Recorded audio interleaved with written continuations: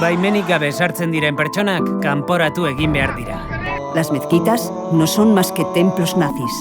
Elurra ari du, berotze globala behar dugu.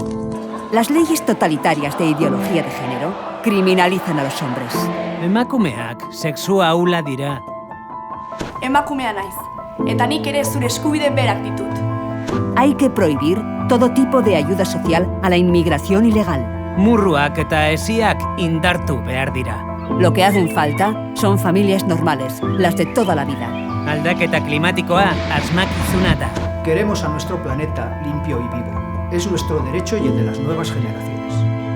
Los delincuentes, mayoritariamente, son extranjeros. Genero ideologiako eta memoria historikoko lege guztiak ezereztatu behar dira. Hay terapias para reconducir a homosexuales. Gerretan esku hartu? Ez, utzi elkar hiltzen. Gelditzen dena jasoko dugu gero. Nik ere bakean bizitzeko eskubidea dut, zuk bezalaxe. Errefuxiatuak beren etxera. Niñas con pene y niños con vulva, eso es un engaño. Gozea, lan egin dezatela.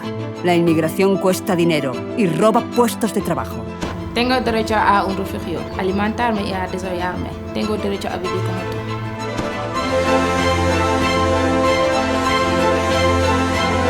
Giza eskubideetaz ari gara.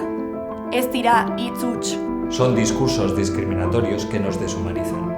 Estamos hablando de los derechos humanos. Sigamos defendiéndolos Eskubide guztiak Pertsona guztientzat.